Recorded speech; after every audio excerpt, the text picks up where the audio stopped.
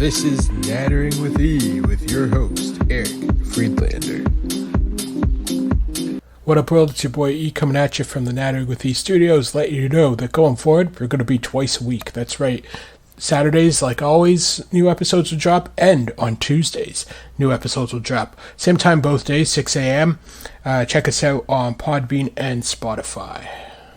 Stickers, get your stickers. That's right, folks. Nattering with E now has stickers of the Nattering with E logo, and soon we will have some other exciting and fun stuff for everybody to have. Thanks again for listening to us as always, and get your stickers. DM us on the Nattering with E Instagram page or E_Freeds' Twitter page.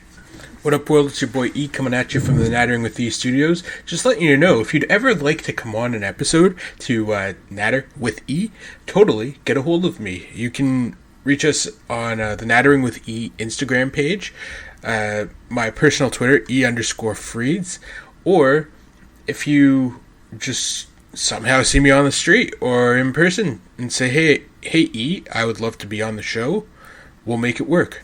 Alright, cool. What up, high fivers? It's your boy Eric Frieds telling you to tune in to ROH Revelry with Tom and Will every Saturday. On Saturdays, we listen to Nattering with E, because if you're about to hurl from taking a tilt to whirl, your ears better be free. Disclaimer, be aware that there may be some profanity on this week's episode. All opinions of the guests are not the opinions of Nattering with E. We may agree on some things, maybe disagree on others, but yeah, everybody's got their own opinion. The profanity is not a must include. If we don't have profanity, that's fine. If we do, that's just the person being the person or me being me. So yeah, consider this the disclaimer. On this week's episode of Nattering with E, I'm joined by good buddy and frequent guest on the show, if you've been listening to us for a while, Mr. Brundan Haney, aka Irish Misfit, aka the guy who knows the most about wrestling in the Wizards and Revelry wrestling world. Step into the Nattering with E podcast and come and join us for a wild ride about GCW, Game Changer Wrestling, as well. If you'd like to give us a show name, because Brundan's coming on more frequently, totally do that too. Some names we pop up in the podcast you'll hear, but if you have anything better for Brundan and I to have as our podcast name, we are all ears. Also, if you'd like some stickers, totally get a hold of me on the Nattering with E Instagram page. Alright, cheers. What up, world? It's your boy E coming at you from the Nattering with E studios. Today, a wrestling episode with the man, the myth, the legend, the man who keeps basically wrestling podcasts alive, Mr. Brundan. Brundan, what's shaking, buddy? Busy week, busy time, but trying to fit as much great wrestling in and have as much fun as you possibly can. Got to, man. It's the only way. Definitely. So today we're going to be talking about Tournament of Survival from June, which I've mentioned previously that we were going to review this, and then a month went by and life happened, and we're finally back at it a month later. A lot has changed in Game Changer Wrestling. We're also going to be talking about Jersey Championship Wrestling, which is basically the NXT or the minor league system for Game Changer Wrestling. So going forward with Brundan, we're going to be focusing mainly on Game Changer Wrestling.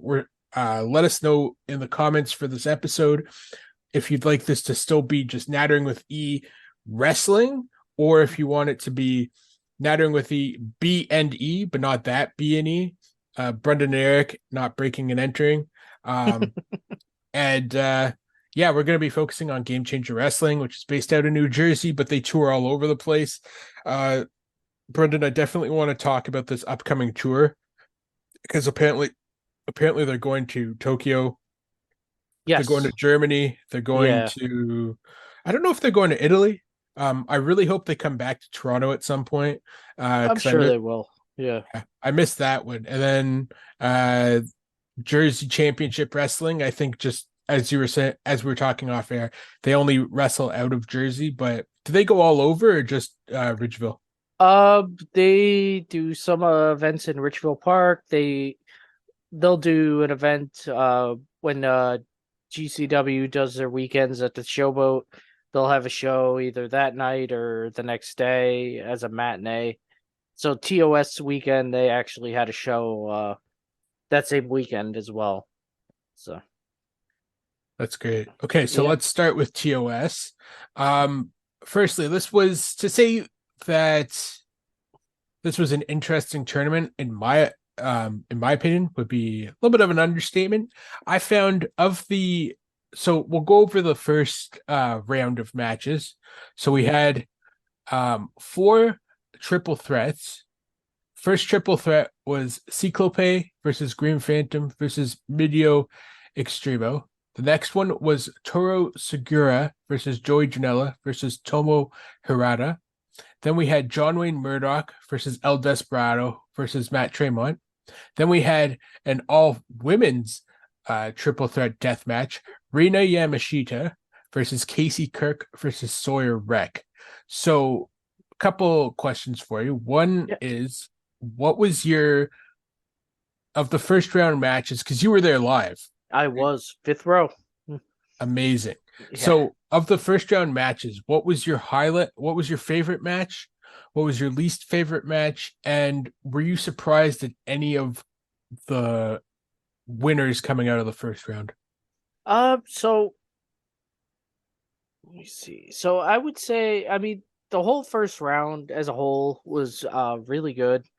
Uh, the opener with the Cyclope and Mito and Green Phantom was great. I was really looking forward to that because I love the Green Phantom. I always have for years. He's an entertaining guy. He kicks ass. He takes pain, and the crowd really, really loved him. Like he got a big standing ovation by the time he was done. That match got a little weird at the end. It looked like Extremo hurt his arm, ironically hitting Phantom with a chair because he just ran out of there afterwards. But that one was good.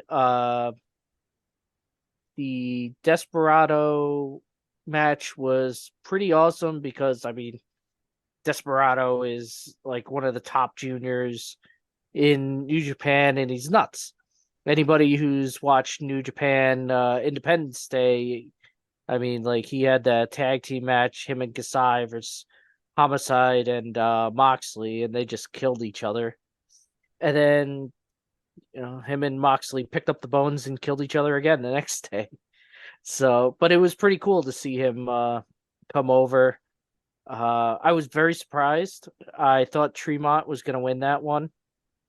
I thought the story he was telling was he came so close last year, made it to the finals, but he said I'm not trying to please the fans, I just want to win.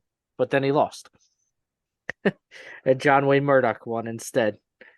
Uh what was it? The Janela and the Japanese guys was just bonkers. No surprise there. Janela's crazy, and while not being a deathmatch guy per se, when he does enter that field, he certainly goes all out, and the other two guys certainly do as well. But the women's match was the one that was probably the weakest of the first round. Uh, it suffered from one thing I really hate about deathmatch wrestling, and that's when you do stuff to yourself instead of attacking each other. So, why am I forgetting her name now? Rina Uh, Yamashita? yeah, Yamashita is very does that a lot. She hits herself in the head with a lot of light tubes, and me and my friend that was with me, we both kind of look at each other like, why not hit somebody else? Why hit yourself? You're trying to win the match. You're not trying to break these things over your head. I mean, we know you're tough, and then they had a three-way match or a three-way spot where they all put gusset plates into their own heads and started headbutting each other. And Jesus, that was creepy. Yeah. But I mean, it picked up towards the end, which I liked. So I love Sawyer Wreck. Casey Kirk can do no wrong. She's a saint, sort of. But yeah, the first round was pretty good. Yeah. For me, I think the match that stood out was probably um Desperado versus Tremont versus John Wayne Murdoch. I'm definitely Murdoch is growing on me, as we'll talk about later in the show. But at this Yeah. time, I was like, I don't really know how I feel about this dude. But I mean, he's a madman himself. Yes. When we initially were previewing this on an earlier episode, I was like, I wasn't too familiar with Desperado, but I didn't think this was his style of match. But then, as you alluded to with Independence Day, it's not only this is his style of match, but like this might be a tame version of what he can do. The Tournament of Survival. I mean, Yeah. um, Rina Yamashita, I'm with you on that match. Like it, I don't know what I was expecting, but I thought for three women who like are deathmatch wrestlers, it would be not so much as you said, hitting yourself, but more like seeing how much pain tolerance each person could have. Because I Yeah. mean, there was an episode of GCW, I think, uh, a couple weeks prior to that, where Rena fought Jimmy Lloyd in the main event, and Yeah. she beat the holy crap out of him. Oof, yeah, Where she did. where you're just like, okay, I want this Rena to go through everybody in the tournament when Tournament of Survival comes. And then, as you said, in that first match, she was hitting herself more than anything. Um, Green Phantom, I was really pulling for in that first match. Yeah. Ciclope and Medio Extremo, Los Medi, what's their tag team name? Uh, Mazaros or something like that. Yeah. Yeah. So I remember talking to you as I was watching this because I was texting with you on Instagram, and I was like, why did Ciclope take off his shirt and then go through the glass, like Yeah. or I never understand stuff like that. Yeah. some of that stuff, the logic makes no sense. Janela versus the two Japanese brawler guys, Hirata and Sugiura, who we'll talk more about later on in the tournament.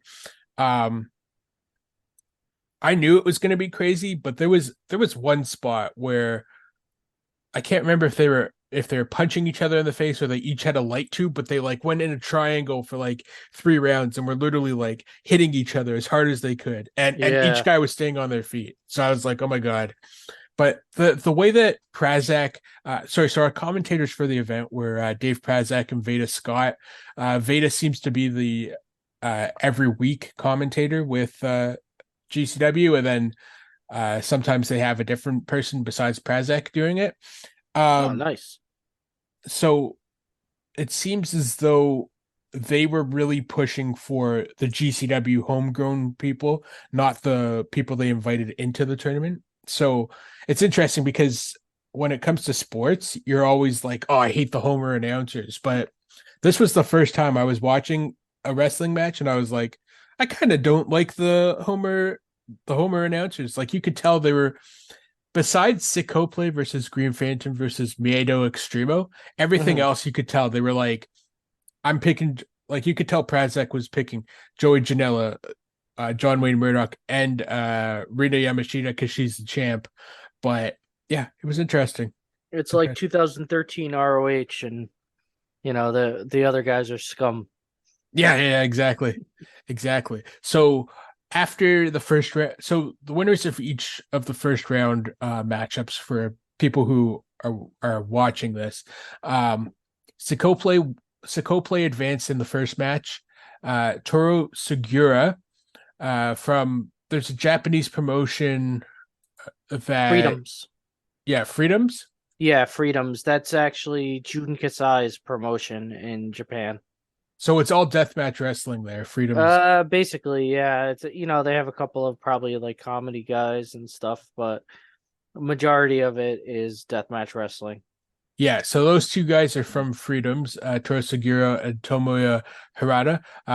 We'll discuss them a little later in this tournament. Mhm. Again, spoiler alert, sorry. Mm. The next match, so Toru Sugiura won that match, which I was kind of surprised at because it looked like Joey had it won at one point, and then Yeah, it did. Sugiura ends up taking the victory. Um, Next match, John Wayne Murdoch defeated El Desperado Matt Tremont. Now, focusing on that match, would you say that was a shock? Yeah, I would say so because I really expected Tremont to win, and then he got knocked into a bunch of barbed wire, and that was it.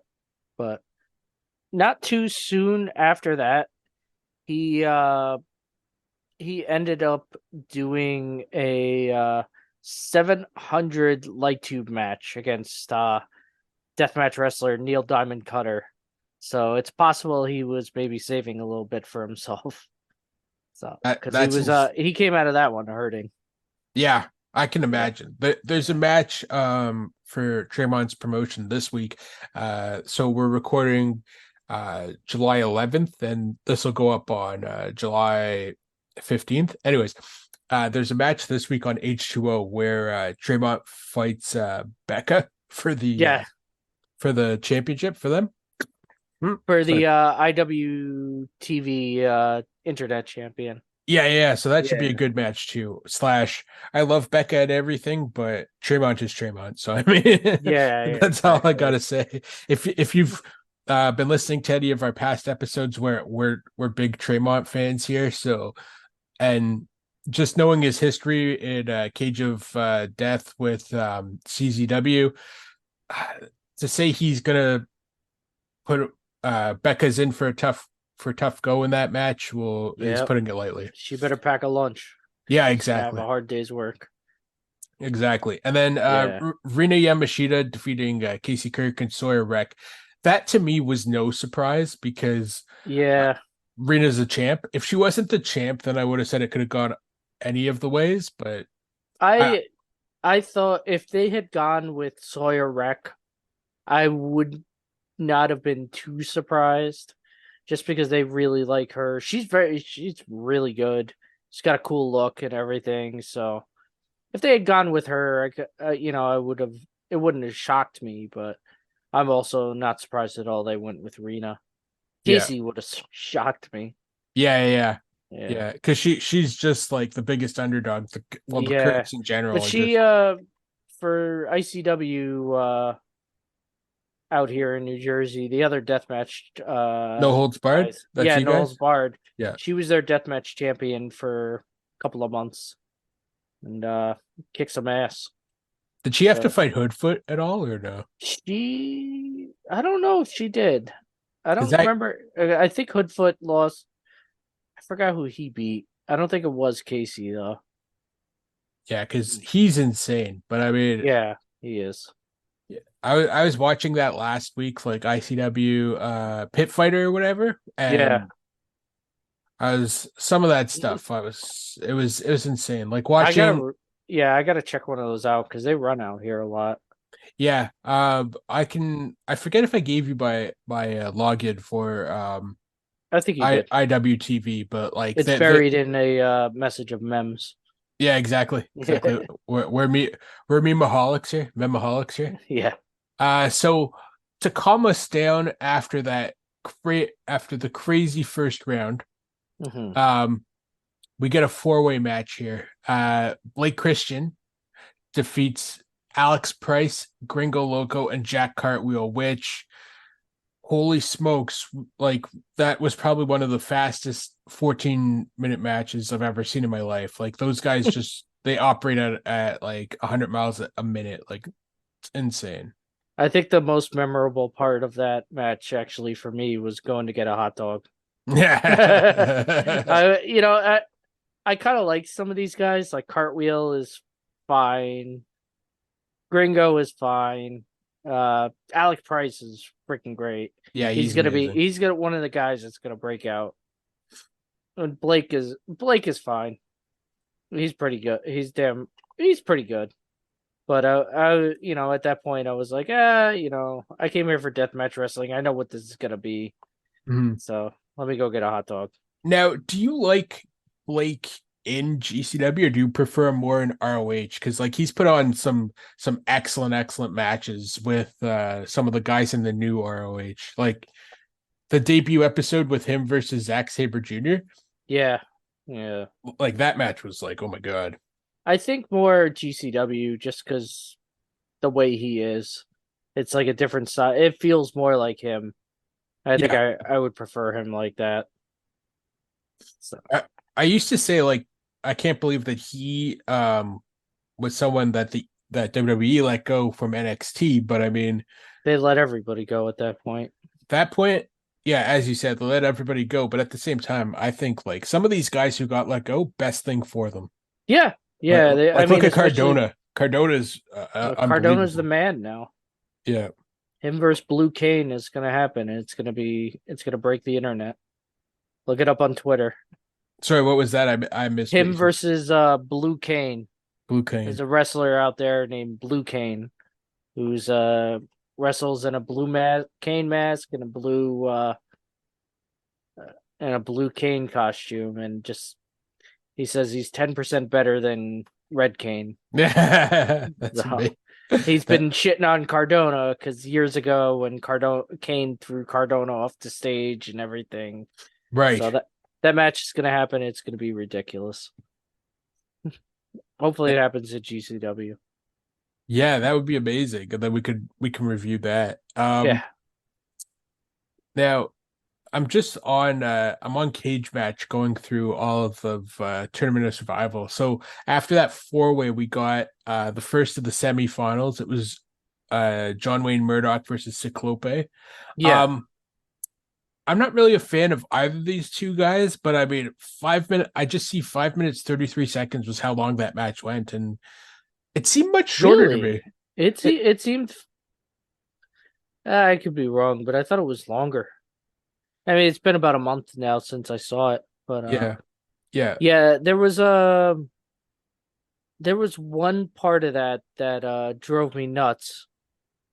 And that was towards the end when Murdoch hit him with his flipping Canadian destroyer off the top rope through a door covered in barbed wire, and Cyclope kicked out at one and got up. And why?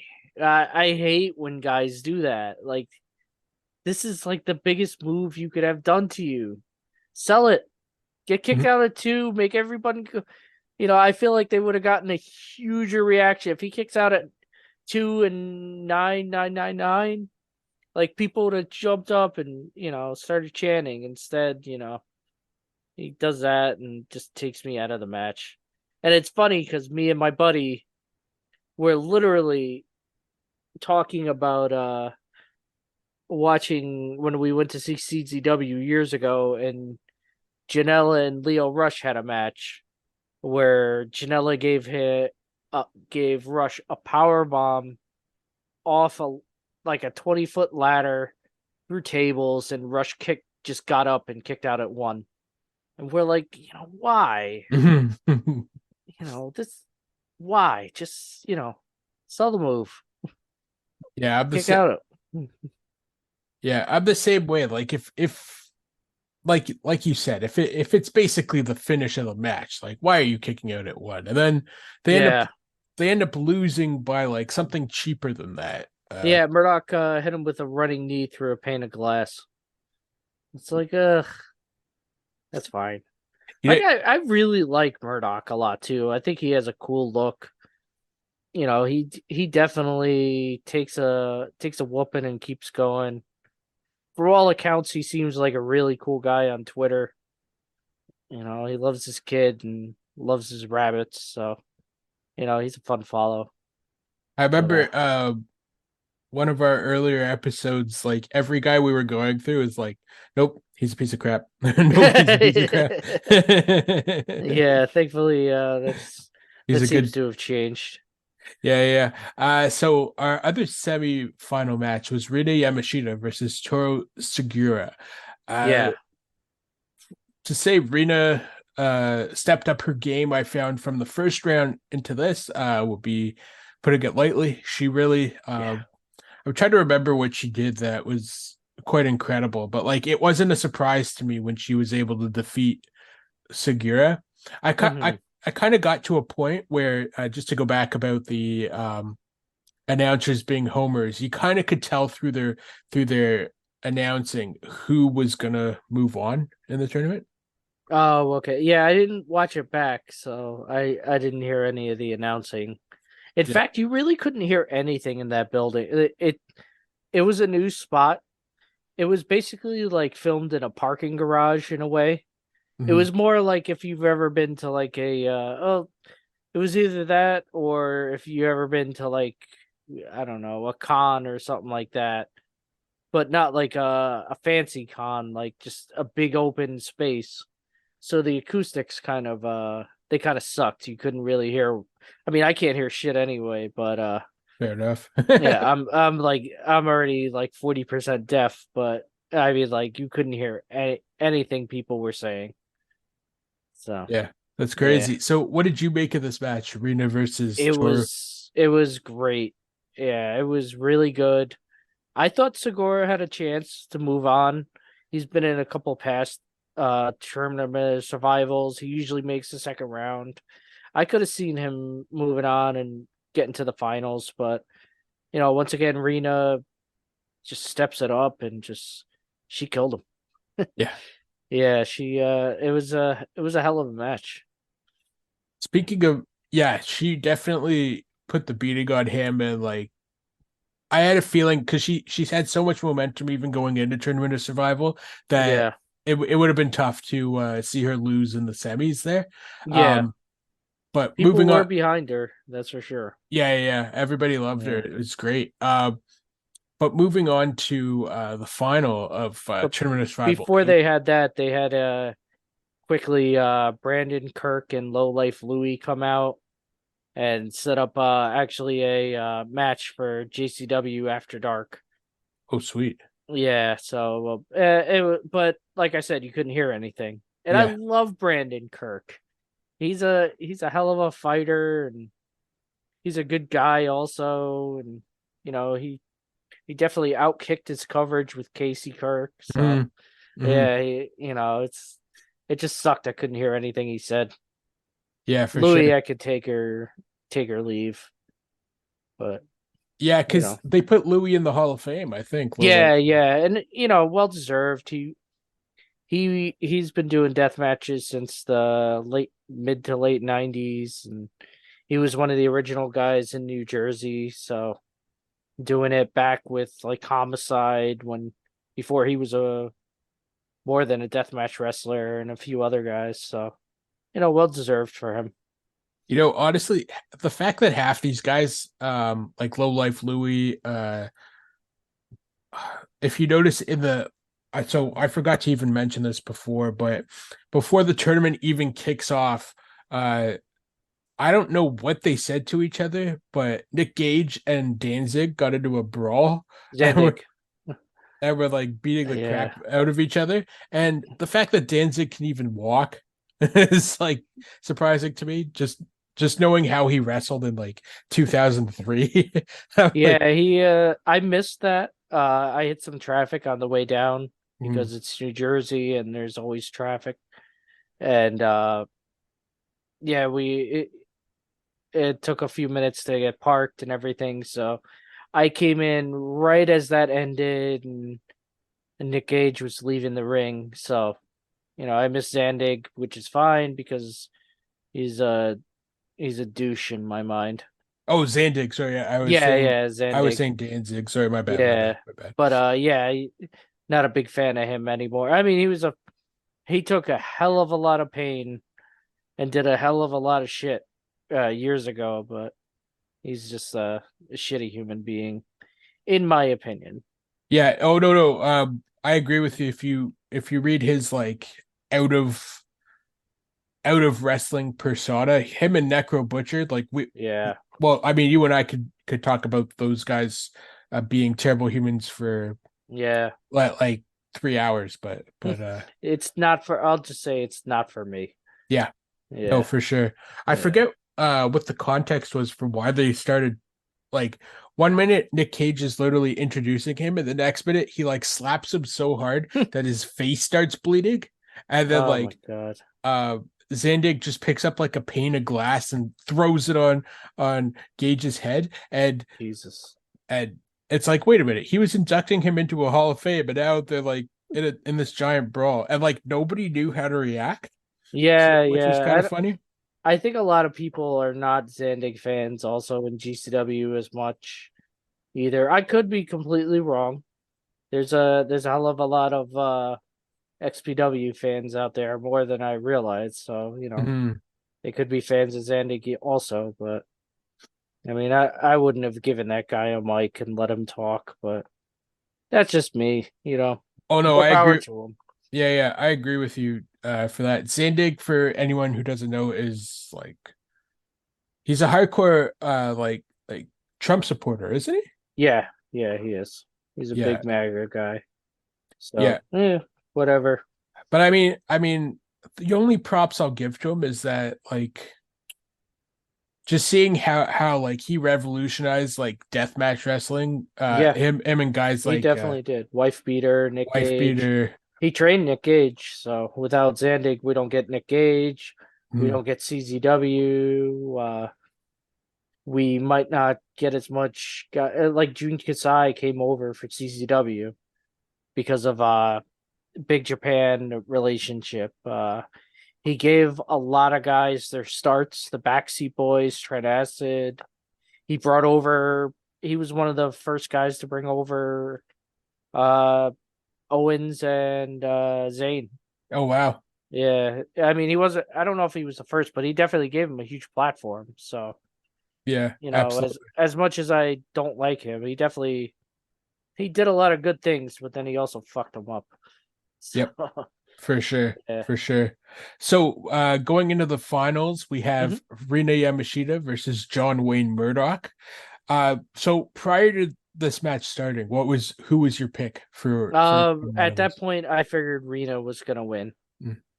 Yeah, I mean, like, it wouldn't have again, it wouldn't have surprised me if Murdoch had won, but I figured it was Rena's story was to go on and challenge the next day because Yeah, the winner got a title shot the next day at Cage in the Cage of Survival against Masha Slamovich. yeah, absolutely. Yeah, With Blake Christian running around with his Collier shot briefcase, right? Or yeah. Well, no, he wasn't. He had that, but he never said when he was going to cash it in. right, right, Yeah.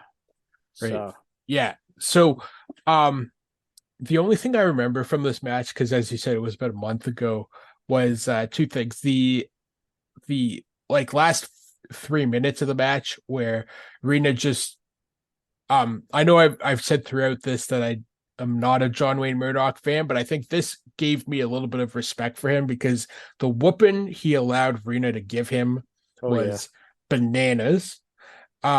He was just like he was but they say in wrestling when a guy bleeds way too much, you're bleeding like a stuffed pig. And he He literally was was. bleeding like a stuffed Yeah. pig. It's not the And first time for him too. He's had a couple of times where he hits a gusher. So it I found for this though, it got like kind of uncomfortable, like watching those final 2 minutes where you're just like, okay, she can end the match now. Like I'm yeah, good. I'm good. yeah.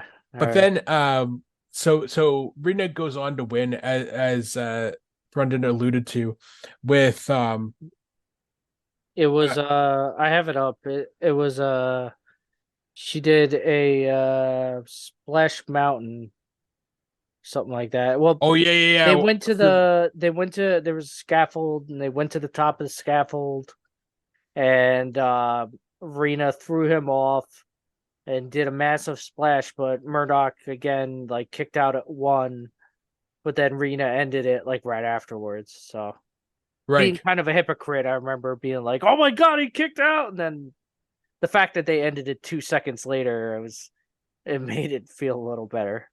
That's the thing that So, kind of grinds my gears, though, is that they'll kick out of the super impressive move, and then, as we said before, they get put away shortly thereafterwards. yeah, Like that's that true. last gasp, and then it's like, nope, nope, they're still gonna crush them.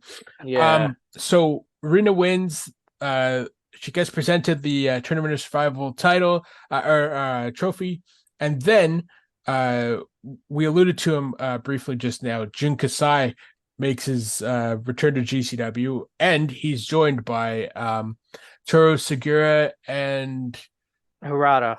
and Harada. Yeah, And the three of them beat the holy smokes out of Rina Yamashita to the point where the GCW locker room empties, led by Nick Gage, and they they they scare them off. They scare off the Freedom guy. So yeah, I'm under the impression that eventually we're going to get a GCW versus Freedom show.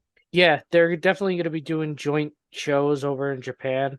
So when GCW goes over there, they team up with Freedoms, and they usually do like a Freedom show and a GCW show. Yeah, So they have like team. I know they did it up here at IWS Hardcore in Montreal, yeah, where they had that's right. IWS versus GCW. So I'm assuming we get probably like Nick Gage, Rena, Murdoch, and maybe Joey versus Jun Kasai, Harada, and Segura, and maybe one more person. Yeah, Uh, yeah, in a 4-on-4 death match, which I could see happening. yeah. Overall, what'd you think of Tournament of Survival 8? Well, I actually, funny enough, I almost missed Jun Kasai. I basically did. Me and my friend, we wanted to get a head start on beating the traffic. It started to leave. He had to take a piss real quick. And then all of a sudden, I hear the crowd erupt, and I'm like, "Oh my god, what happened?" We ran back, and I see Jun Kasai on the top rope. I'm like, "Oh my god, how did we almost miss Kasai?" And so, yeah, we hung out for a few more. We got to do the Nick Gage all effing day stuff. So, but yeah, overall tournament survival was definitely a fun experience. Uh it was exactly what it should have been, which was very bloody and lots of weapons and light tubes and lots of oh my god moments. And so definitely two thumbs up for the show. If you're into death matches, you'll like it. So Yeah, one and cool we're thing that they don't do too is that I'm always kind of impressed with is they don't ever they'll announce the competitors, they announce the matches, but they never announce stips, which they never really have like true stipulations. So in the past, um usually CZW, IWA Mid South, all these guys, when they have deathmatch tournaments, every match has a stipulation to it normally. So one match might be barbed wire boards, one match unlucky 13 stable gun match, or light tube bundles or stuff like that, or home run derby was one of my favorites because it was all different kind of bats.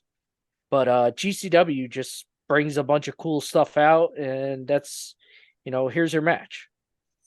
So it's pretty cool that they're able to do that and still really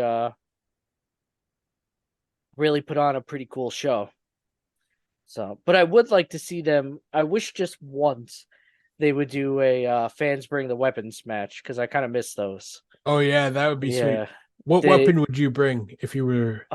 Jeez, I don't even know. I think I've seen just about everything. Like some of the weapons too. Like even the deathmatch wrestlers will say like they'll see weapons that the fans make and they're like, "We're not gonna use that." Like this is deathmatch wrestling, but we're not gonna really die. Yeah, So, but yeah. the fans have made some pretty cool stuff. There's a famous one in CZW Tournament of Death 3, maybe it's 4 actually. Yeah, 4. It was Toby Klein and Madman Pondo. And Pondo specifically said he saw this weapon and he said, I'm using this, nobody else. And it was a pencil board. So somebody took the time to glue pencils upside down to a board, and Toby Klein did his spinning DVD and put Pondo through it. And Pondo said it was the stupidest, most painful bump he's ever taken.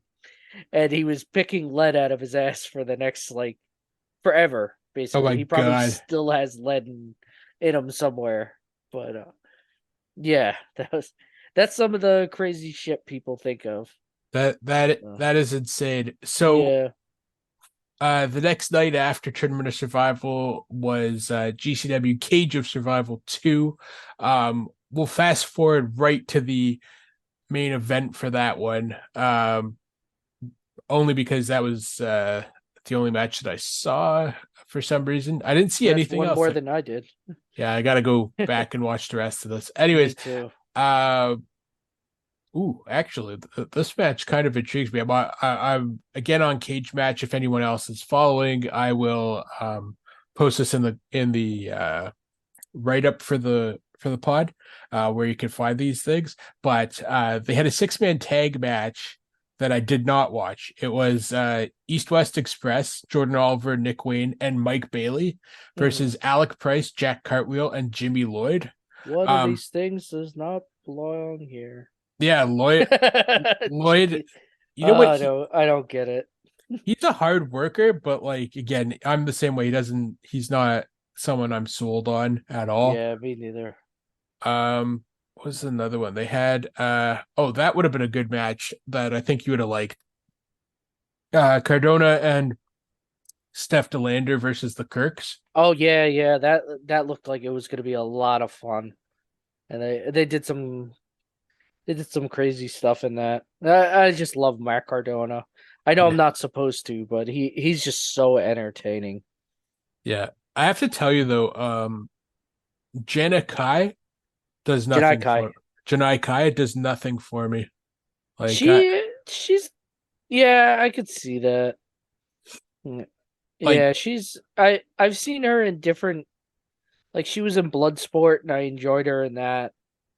And obviously we'll get to it later, but I saw her last weekend and she mhm. was good. But yeah, I could definitely see that. She's a acquired taste. Yeah. So the match that I wanted to talk about for this was the GCW World Title Cage of Survival match. Oh, could Uh I stop you real quick? They also Absolutely. had a unannounced death match. El Desperado defeated Joey Janela. Oh my God. So, here he is again, the guy who won New Japan's Super Juniors Cup, former former junior champion over there, former junior tag champion. Here he is wrestling death matches in Atlantic City, New Jersey. Unbelievable. Yeah, it's crazy. Yeah. I'm gonna have to go back and watch this card. I think it's on Fight. I think all of Yeah, GCW's on Fight, which is great. yeah, it is. So we'll jump right to the main event, which was Masha Slamovich versus Rina Yamashita. And later on, Blake Christian joins the match, basically near the end. But prior to Blake joining the match, how did Rina basically gets the title match after winning Tournament of Survival 8. She faces Masha Slamovich, who is the GCW champion after defeating Nick Cage a few months ago. And to say this match was two of the craziest ladies in professional wrestling would That's for be sure. an understatement. Um, we love women's wrestling as much as men's wrestling. So watching these two be able to main event a deathmatch promotion was fantastic because the two of them just love to commit close to Yeah. murder every time they wrestle. So Masha definitely is she's very believable. yeah, absolutely. And I mean she's married to, or not married, but I think she's dating Akira, Yes. and that Yeah. that dude's crazy in himself, but she's He sure basically is. like the star of that relationship. She gets the big push and everything. So Masha versus Rina, going into this match, this was what I was looking forward to. I was pulling for Rina to win Tournament of Survival 8 because I wanted to see her and Masha just tear the house down. And to say they pretty much did in Cage of Survival up until the end would be an understatement. Blake Christian, I had just been familiar with as sort of like a jobber guy in NXT before this. Like I hadn't really watched much of his indie work. And I think the fact that he came in as like that dirtbag heel who comes in and sneaks out the win, that was perfect for him. And he's just played that card perfectly ever since. Kind of reminds me of when Seth Rollins turned on the Shield and became like the guy in the for Yeah, Triple H's faction, where he was just yeah. like that He dirtbag made it heel. that main event to WrestleMania where he came down during Reigns and Lesnar and ended up winning. Mm-hmm. Yeah, Yeah, yeah. And there are a then lot of federations that do. I have a local federation that has a similar type thing where they call it Key to the Kingdom, and whoever wins that can get a title shot at any time. And it always seems, they've done it a couple of times where the last show of the year, all of a sudden, somebody cashes in and wins it. yeah. At least 3 to 4 times they've done that. Yeah. So, So what did you think of this match? I actually haven't had a full chance to watch it yet. Okay. I saw some clips, Yeah. and no surprise, it was nuts. Mm-hmm. So, I definitely want to get back there and watch it because I am a fan of both of these women, and I'm just a fan of wrestling in general. And these two are hell of a hell of a. They're just great. Masha especially she's got something about her where she's very believable, and Mm-hmm. she's if Masha came up to you and said, "I'm gonna rip your arms out of your socket and bite your nose off," I believe her. I'd probably be like, well, hey, look over there, and then I would just run away. Yeah, If she said that to me, I'd be like, all right, 20 see. years ago I might have been fast enough, but Yeah. Well, I always you know what they say, when a bear's chasing you, you don't have to outrun the bear, you just have to outrun the guy next to you. So yep, yeah, very true. same thing with Masha. Not to say Masha's a bear, but like she's basically a bear. Blake gets the title. Blake comes in, steals the title, and now we're in the era of Blake Christian as the GCW World Champion. And Uh, the fans hate it, Fans but hate in a it good way. in In a a good good, way. Yeah. not a go away heat way, but yeah, definitely in a good way. I haven't seen them this upset, the fans that is, since Cardona came in and beat Mox for the title. Oh god, it was he beat Gage. Gage, yeah. Yeah, that was insane. People throwing pizza cutters and bottles and everything. Mhm. That was insane. So yeah, hopefully they'll build it to somebody pretty good taking the title eventually for him. But they don't have to be in any rush. As long as it's not Jimmy Lloyd, I'll probably be happy. Watch it be like Cole Radrick or like Oh god, Jack Cartwheel. I mean, I if it hope was not. the guy who I want to win, but I could see him going to as JCW's champ eventually is Alec Price. Yes, Um, yeah, I love that dude. Our good buddy LOL Mike Peterson and I watch Wrestling Open and Defy every week, yeah, and to say Alec Price is a star in the making and probably just a star generally would be an understatement. He's fantastic, that dude. So seeing him have success on the indies is great. yeah. He deserves it too. He's definitely gonna break out. I think this year, if yeah, definitely. I was just waiting for him to get to GCW, Yeah. and yeah, he's gonna be something.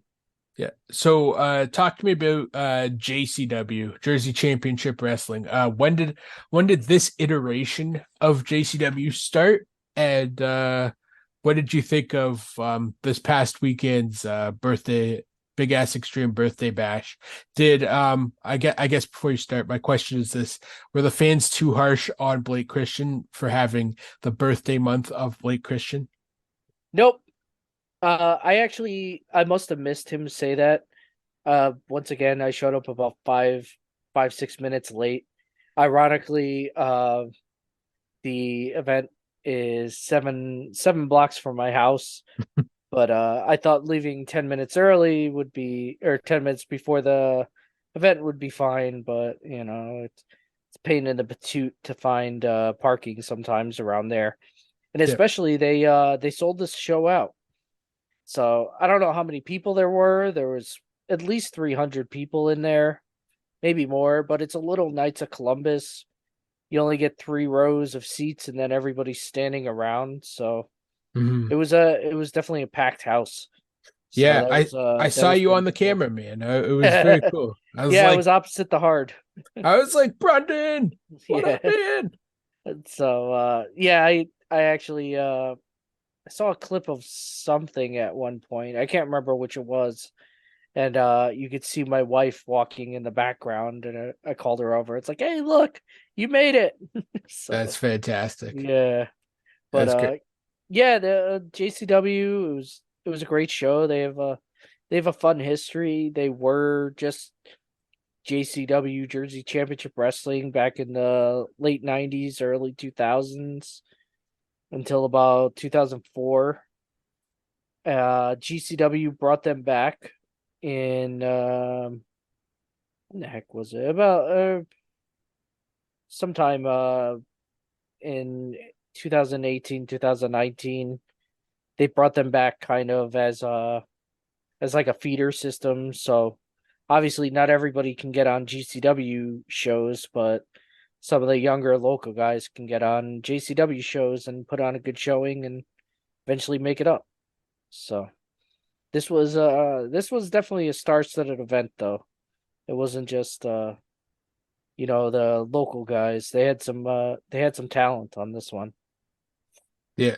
So we started off with the aforementioned Blake Christian defeating MLW TV star Beastman to retain his JCW title.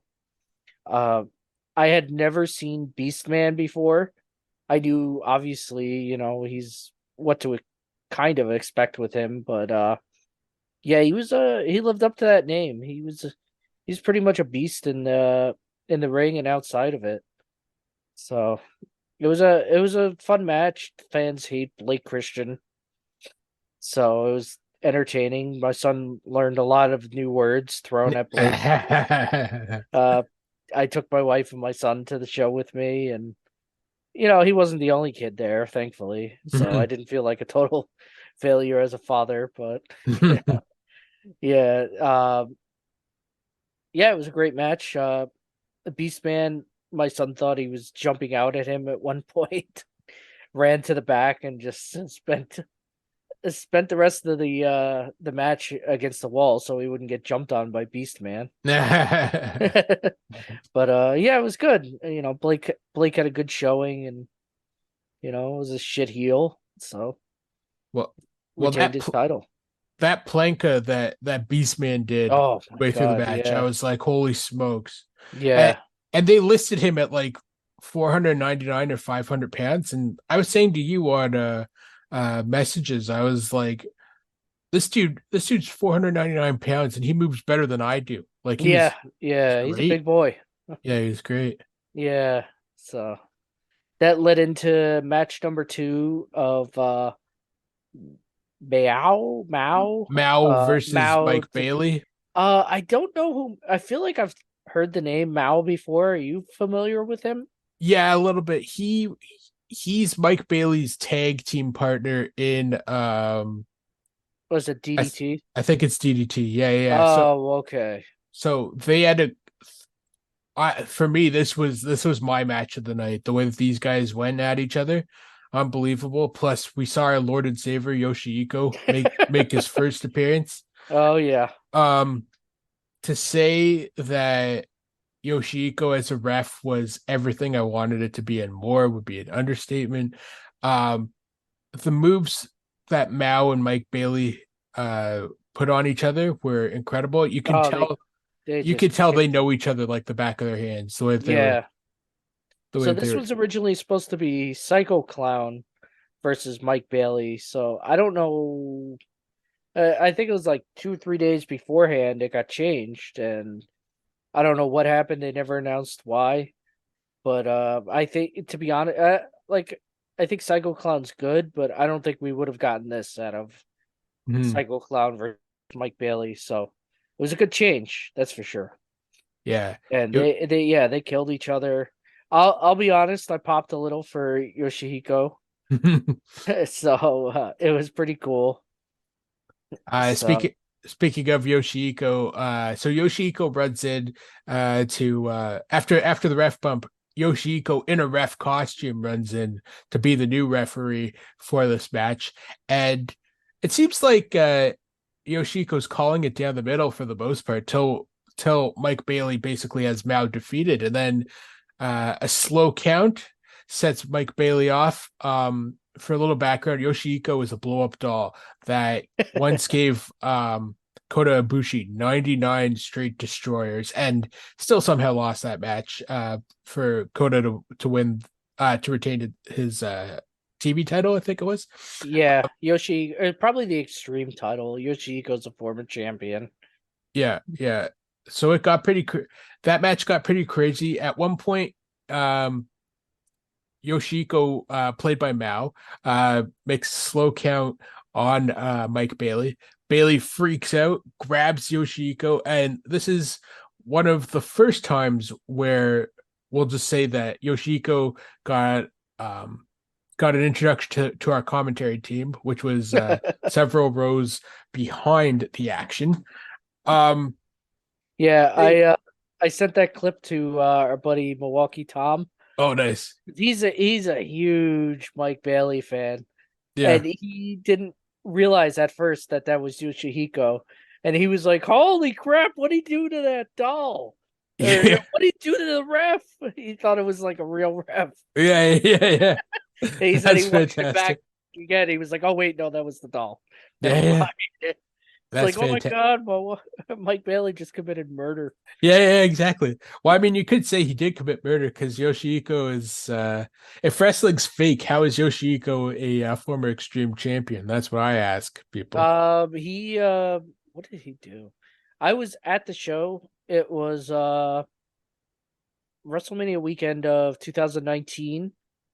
He there was a DDT Extreme Title Battle Royal with a bunch of the DDT guys that are like comedy guys like that Dino Dan or something like that, Mhm. or Maki Ito was actually in that match, and a few other guys, and it was something to behold. I'll say that. Look up clips if you want. They're probably not on YouTube because they can't be. But after the match, Yoshihiko came out and defeated whoever won the match and left with the Extreme title. Yeah, Yoshihiko's great. Yeah. So that we'll discuss Yoshihiko a little later in this card as our next match was for the JCW Championship #1 contendership scramble match. Griffin McCoy, who I think used to be part of Young and Young, Dumb, and Broke yeah, with Young, Dumb, and Broke. Yeah, he split up from Jordan Oliver, and now yeah. he's got his eyes on the JCW title. So it's Griffin McCoy versus Cole Radrick versus Gringo Loco versus Jack Cartwheel versus Brundan and I's semi least favorite wrestler Jimmy Lloyd. Yeah. Uh, so to start the match, we had a little bit of comedy where everybody was doing cartwheels. They tried to convince. Uh, Even the referee at one point did a cartwheel. They There was a wanted grip. fan that tried it outside too and ate shit. Oh It no, was it was pretty funny. That that's guy hilarious. he made a pretty big thud against that floor. Oh, brutal, brutal. Yeah, Uh, that was funny. yeah, they tried to get Griffin McCoy initially to do one, but then Griffin McCoy has this look where he just looks um like one of these like preppy frat guys who you just want to shove. Yep. I guess that's Yeah. the nicest way to put it. So to say the other four guys in the match all decided to team up to shove him would be putting it mildly. Griffin eventually retains. Nothing really stood out in this match for me, to be honest with you. The only thing that really stood out to me in this match, which was disappointingly, Cole Radrick had an amazing theme song. I can't remember who the band is, but the song name is like "All My Friends Are Dead," and he changed it. So now like Cole Radrick is dead to me. That was like the one thing that got me excited. Like, cause he takes an ass whooping and everything, but he just looks like my friend describes him as the guy who's pumping your gas on the way to the show. Mhm. But he had that cool song, so we got excited to see him. But now it's like, you're dead to me, bro. Our next match was Joey Janela versus Billy Starks, which Oof. to say this was brutal, but like interesting would be putting it lightly. They built Yeah, Joey Janela up as this interesting character in the regard that the commentary described him as he's not the fun comedy guy you saw on national TV. He's a more serious version of himself, which yeah, later on in the Bunkhouse Stampede match could be debatable, but in this match, he definitely took Billy Starks to school. This was an intergender match. Billy Starks, I think, is 18 or 19 years old, 18 years old, just graduated high school. and between her and Nick Wayne, like the future is so bright for the next 30 Yes, years of watching yeah. wrestling. There's a little crew of them like Nick Wayne, Brogan Finley, Billy Starks. There's a bunch of them that are just they're gonna take over the future. Yeah. So yeah, my wife actually at the beginning, she's not a really a wrestling fan per se. She likes going and like yelling and having fun and everything, but she looked at this and she's like, "Wait, they're gonna wrestle? A woman's gonna wrestle a guy?" I was like, "Yeah, it happens all the time now. And just wait to see how good it was." And boy, was it ever! Yeah, it was Yeah, they they beat the definitely tore the crap out of house each down. other. Yeah, they did. They definitely did. So, Uh Billy Starks for wrestling, I don't know, 3 years or whatever it is now is just so good and just gonna keep getting better and people love her. So she's got that. She definitely has a little bit of an it factor again around for her, and she's gonna be something one day. That's for sure. yeah, she'll win a title. She'll be a world champion at some point, I think. Yeah, somebody will snatch her up eventually. I I don't know thought if she, AEW had at one point, but yeah, they didn't. yeah, for sure. I don't know if she'll ever win like GCW's world title, for instance, but like No, but she'll be somebody like an Impact or AEW or maybe even the E will see like we gotta get her. yeah, definitely. Next up was the Battle Bowl ring match. Um I could give two cares about Josh Bishop, but like I love Really? Alec Price. Like I just I wasn't too sold on Josh Bishop, although I wanted to tell you this on the text, but I'll tell you here. I definitely Mhm. think he looks like a young Sid Vicious. Me too. Yeah, I've thought that the whole time. Like this guy is like could definitely be Sid's son. Yeah. So yeah, I actually really like Josh Bishop. I texted Tom because I know Bishop is a Midwest guy, and I'm like, why is this guy like not on TV somewhere or something like that? Like, he's intense. He looks good. He's got some cool stuff he does. So, you know, maybe one day we'll see you know, Sid Bishop on TV or something like that. He definitely has that look like Yes. that the E would want, or like I kind of want to see, I just said he does nothing for me, but at the same time, I want to see him and Alex Hammerstone from MLW team up. I could see that. Yeah, That would be amazing. that'd be interesting. That'd be Yeah, amazing. this was a another one that was pretty brutal. Alex Price definitely took a beating from Josh Bishop here. He went through a couple of doors. Bishop went through a door. They Bishop just killed him until Price turned the tables and ended up Battle Bowl champion.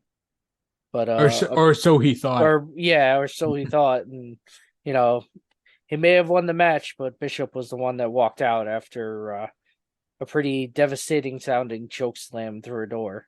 Yeah, that feud is It's long not from over. over. Yeah, that's for sure. So our next match was the Bunkhouse Stampede match, which is basically a battle royal filled with weapons Yep. and craziness. So the winner of this match was one called Manders. Yeah. He defeated Bam Sullivan, Brogan Finley, Charles Manson, Charlie Tiger, Cyclope, CPA, Grim Reaper, Jay Sawyer, John Wayne Murdoch, Kaya Makeda, and Marcus Mathers, and Miedo Extremo, and Pero, and Steve Off, and Steve Scott, and Yoya, and Yoshi Iko. That's right, Yoshi Iko's second appearance on the card, and Coming back in Undertaker form.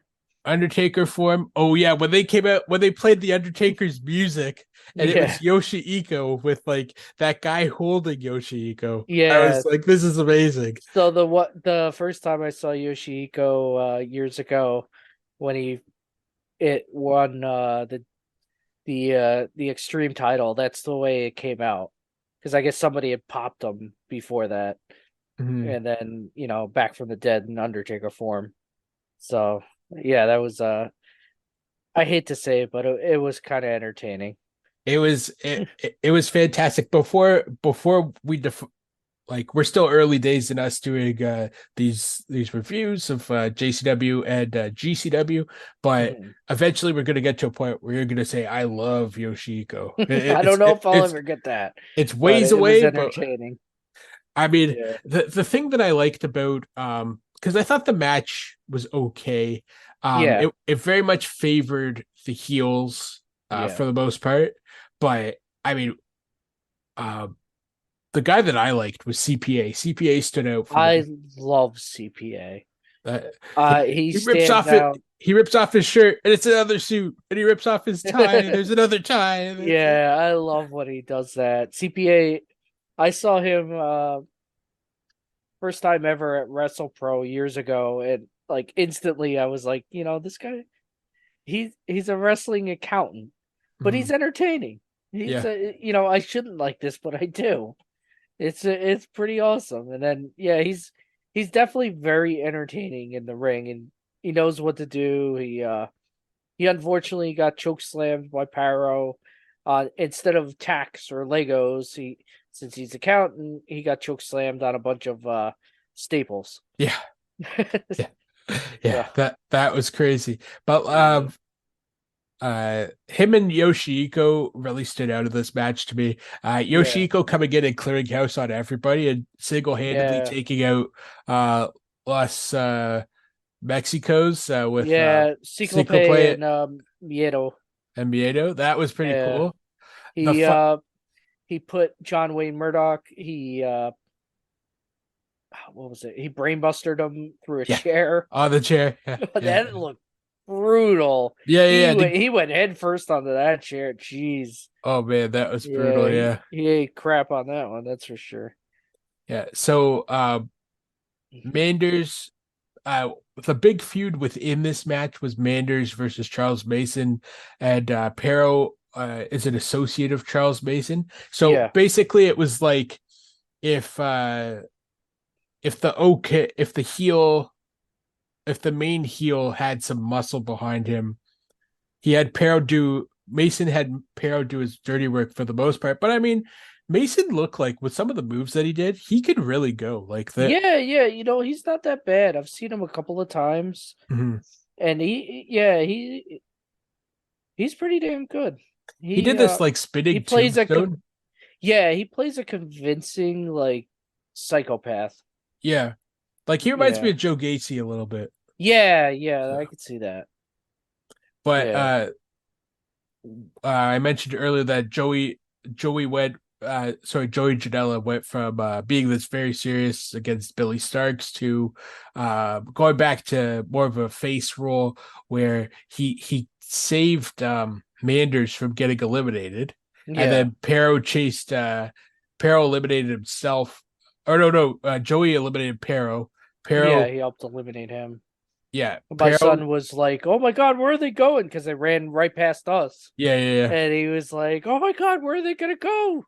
Are they gonna run out of here or something like that?" Yeah. Yeah. Yeah, and then Manders was able to finally get his revenge on Mason, and he after Mason hung him last year, he Oof. hung Mason Yeah. this year, which um I don't know how that looked live, but on the YouTubes it looked very brutal. It It was it looked very brutal live last year, and it looked very brutal live this year.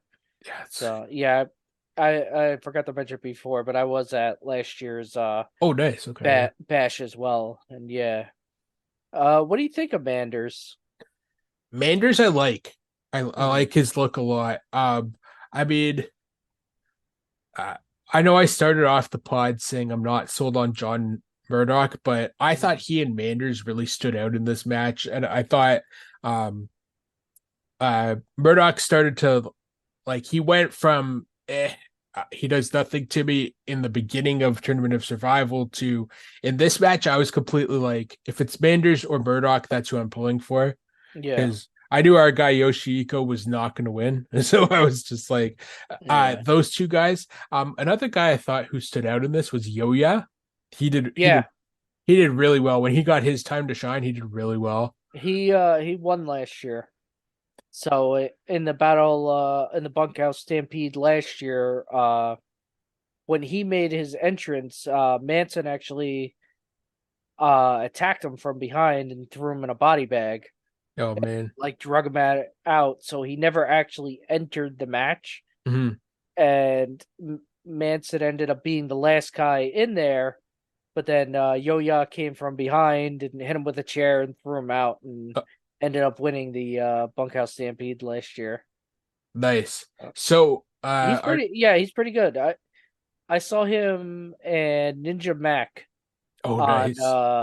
Bloodsport, not like the last or two Bloodsports ago or something like that, and they had a different type of Bloodsport match, but it was pretty brutal. They hit each other pretty hard. Nice. It was good. So the next match was Utami Hayashishita versus Janai Kai. Hmm. I have to admit I got up to go use the facilities during this match, and when I came back it was over, so I Yeah, don't it know how was really long quick. yeah. Hamashita, or is that her name? Hayashishita. Hayashi. Yeah, she ended up winning. I don't really watch Joshi Mhm. wrestling. I know obviously the bigger names like the Julias and Sane and all the big names and all that. I didn't know her, but apparently she's a huge deal. And she looked great too. She for the 9 minutes that the two of them wrestled, they hit each other pretty tough. Like Janai Kai, I know you're not a huge fan of, but she she brings it too. Mm. She definitely tried to kick her face off, but yeah, this was pretty good. For I wish it kind of went a little bit longer, but I know they're streaming on YouTube. They don't have all day. Yeah. So yeah, it was a pretty good match. She had a pretty long line after all this, so a lot of people were obviously knew who she was. Yeah. Yeah. Yeah. Yeah, because she's famous for like her kicks just like knock people out. Like Wow, they it's put her with Janai Kai then. That makes sense. yeah, 'Cause yeah. she kicks pretty hard too. So in what you described to me as the match of the night, Mhm. we had Lee Moriarty and the Time Splitters versus Starboy Charlie and the East West Express. Yeah, Time Splitters are Impact World Heavyweight Champion Alex Shelley and Kushida. And East West Express is Jordan Oliver and Nick Wayne. Jordan whose Oliver is the birthday JCW. bash. Sorry, you're saying? Oh, Nick Wayne's birthday bash. Oh yeah, Nick Wayne's birthday bash. Um, Yeah, Jordan Oliver is the JCW World Heavyweight Champion. So, and he and Nick Wayne are the GCW Tag Team Champions. yeah, Um, yeah, Originally, this match was supposed to be uh, Time Machine, which was Chris Sabin, Alex Shelley, and Kushida versus Lee Moriarty and the East West Express. However, Sabin couldn't make it, so yeah. Moriarty They joined. canceled his. They said they canceled his flight, or his flight got canceled. Oh, So brutal. So yeah, so it was a nice switcheroo because they had Lee Moriarty join Time Splitters, and yeah. then Starboy Charlie, who's unbelievable. That dude rules. Um, fill in on both those teams, and to say this match tore the house down would be putting it mildly. Understatement. Yeah, it made sense too because Lee Moriarty really has been mentored by Alex Shelley over the years.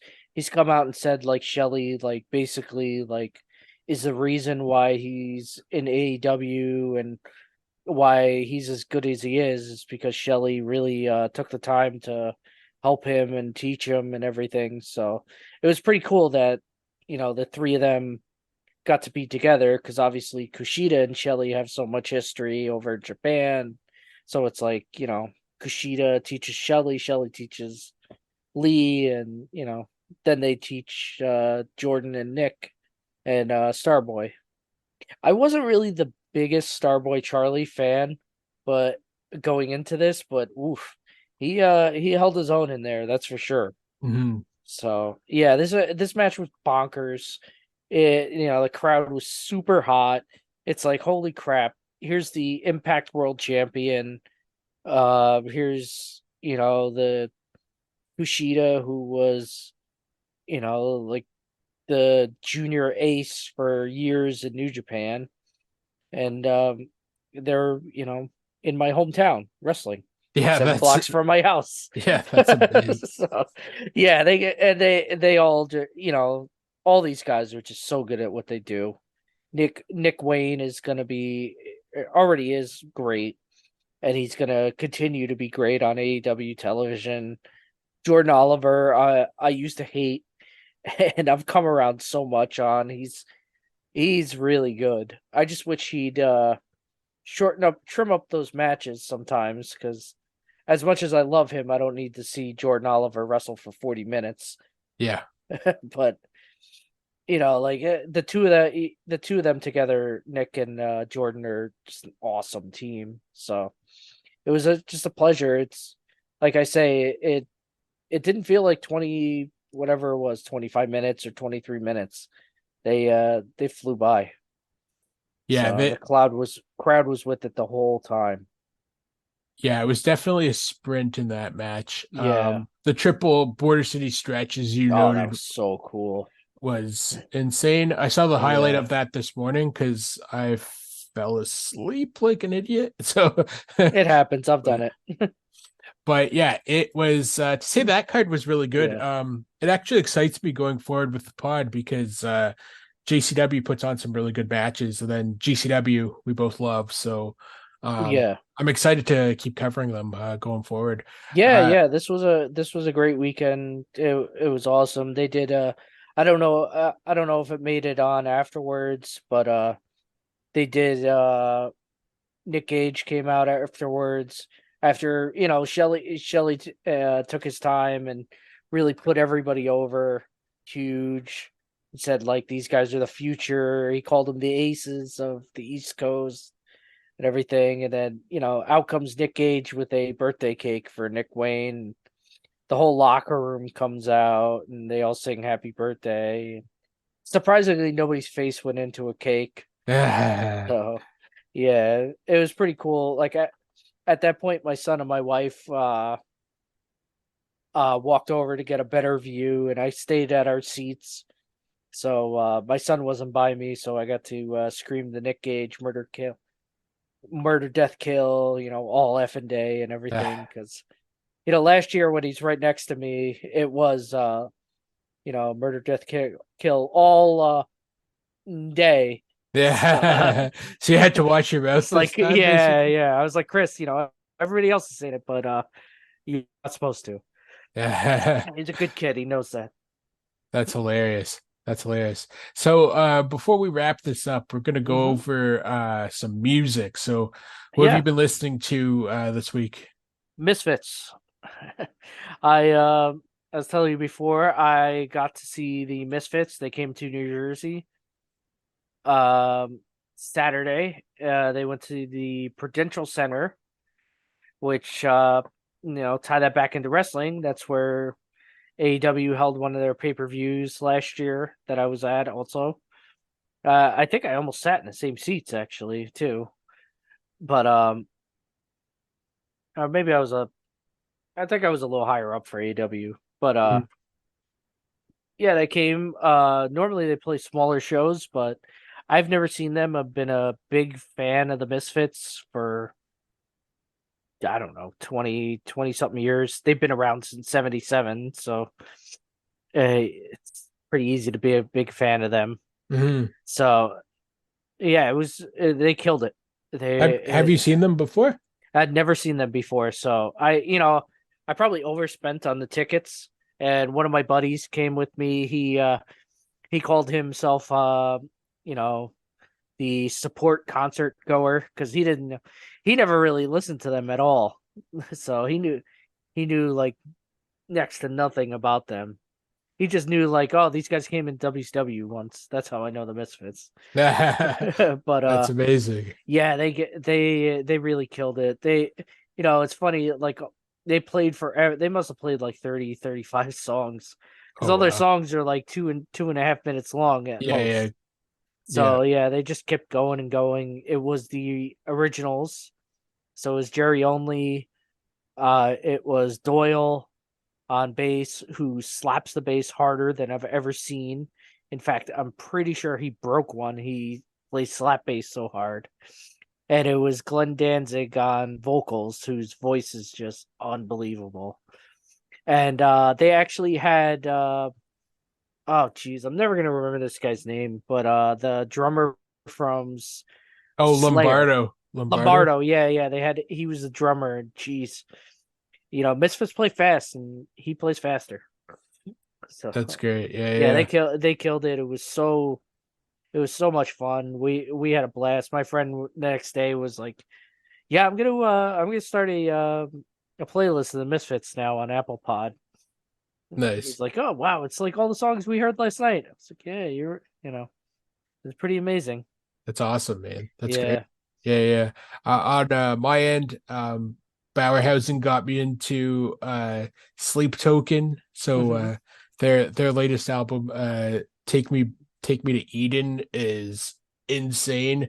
I was thinking about this recently, actually, that like when you grow up on music, you start off with like what your parents were into, and then you Yes. eventually find your own choices, or make your own choices.